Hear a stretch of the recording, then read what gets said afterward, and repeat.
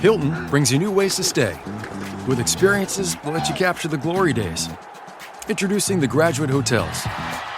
Each inspired by local college towns, these stays are always original and never boring. Get in touch with traditions all across the country and enjoy a stay that's a class above the rest.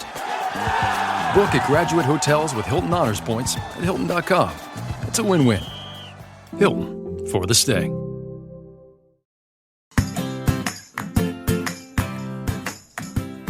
Hi, and welcome back to Realistic Sustainability Educational Shorts. Sometimes you get an opportunity to do something you just can't quite pass up. And that's what happened to me this week when Rob Boggan from the Curated Culture decided he wanted to host a Q&A on sustainability and asked me to be, well, the A portion of that Q&A. Of course, there is zero chance that I can say no to that. First of all, I love the Curated Culture. Second of all, I love sustainability. So that's what we did. We created a whole town hall Q&A for sustainability. Now, that whole town hall thing, that was like over an hour long. So what you're going to get here is heavily edited shorts over the next 7 weeks.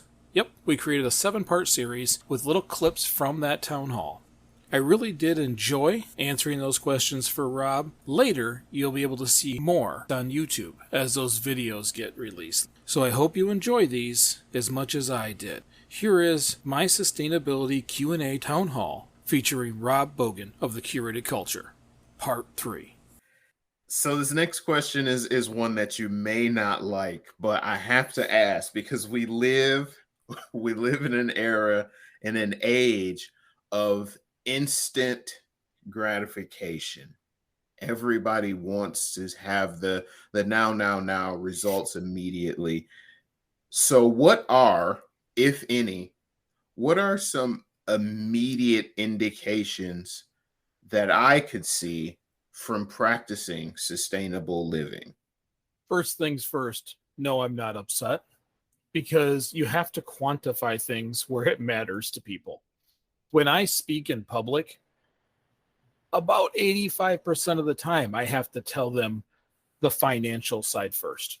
I have to show a financial advantage. I have to show some kind of positive before they'll even listen to the rest.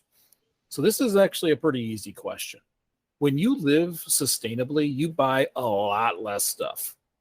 You start looking around before you buy something. You say, do I have something that can work for that?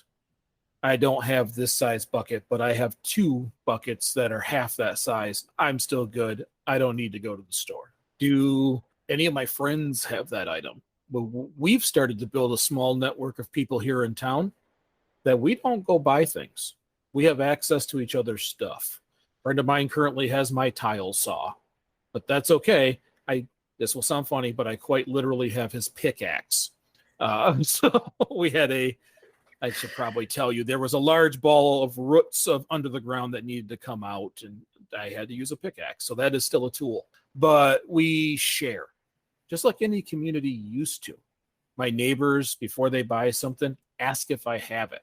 So the very first thing you see is more money in your account, that you haven't run out at the end of the month, that you can put more into savings. And if you haven't been able to put things into savings, you now can. Not because of magic voodoo or fairy dust. It's just you're thinking about it just a little bit longer. You're thinking about it just a little bit more. And impulse doesn't take over. You go to the neighbors, you borrow theirs. We do it with lawnmowers. We do it with everything around here. If one of us has it, we share it with the other. Another factor that you'll find, and it seems funny because I'm a big guy, but the more you get into sustainability, you start to lose a little weight, stress a little less, some of your ailments go away. You know why? Because I walk uptown to get a bite to eat, or I ride a bike to the other side of town to go pick something up. If I am shopping or I do have to get something, I don't always fire the truck up. That my vehicle doesn't leave nearly as often. I live in town. And I'm the guy who's trying to convince everybody to walk more, ride their bike more, and we need less parking. So the last thing I want to do is use parking by driving my truck. So all those things happen because you enjoy life a little more. You walk uptown. You're going to be the person who sits outside when they eat because it's beautiful out.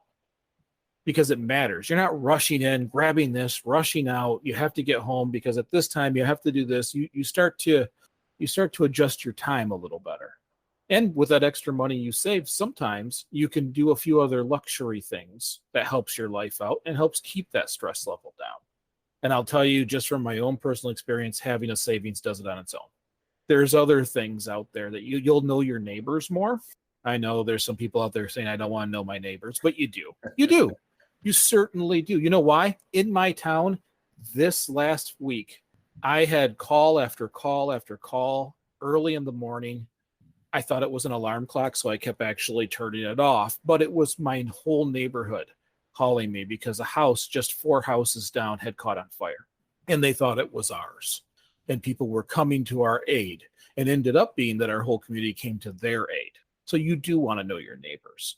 If you're worried that if you're one of those people who gets caught up watching all the scary TV shows, and I'm not talking like late night, horror movies. I mean like cable news, and they tell you, everybody's going to rob your house constantly, and you've got floodlights all over your property now. You don't need that. You just need to be part of your community. Everybody watches my house for me. So one of those advantages that you'll notice is that you know everybody in your neighborhood. You walk outside, you say hi. That's another thing that you'll see an immediate difference on. You'll see the world differently. My favorite thing is, and I'm going to revert to the podcast with realistic sustainability, is my brother is a novice. Nick had very little knowledge coming into that podcast, and here we are rapidly approaching that first year. Every once in a while, I'll get a text message, I'll get a video message, I'll get something of him just upset at what he's looking at. And it's almost every time it's going to be a sustainability factor. Look at this packet. This is an orange. It came with its own outer coating. It's in 2 layers of plastic, and he just gets all upset. You see the world differently. It doesn't matter if people think it's weird that I bring a net bag, just a net, to get my produce. It doesn't bother me one bit. When I go to some places, people will ask, and I get to tell them, I'm not taking a plastic bag home. I don't need one. I use this hemp bag everywhere I go. You'll start to notice how your life is changing. You'll have less things around you and more people around you.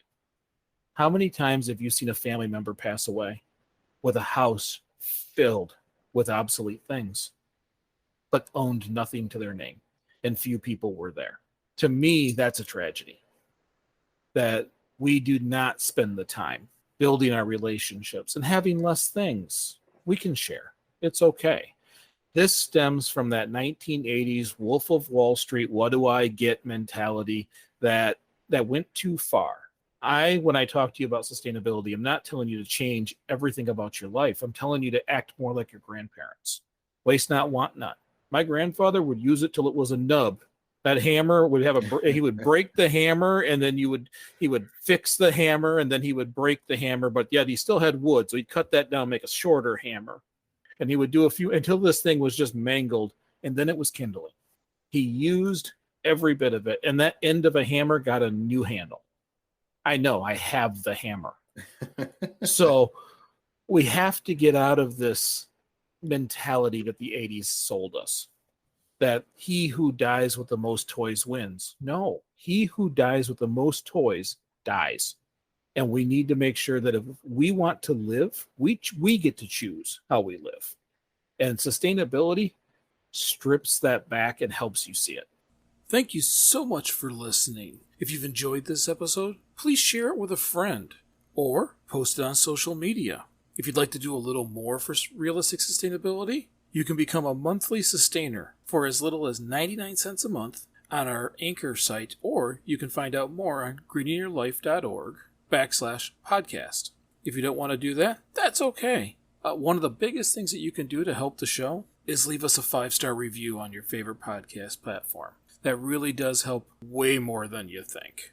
Thank you so much again for listening, and we'll see you next week.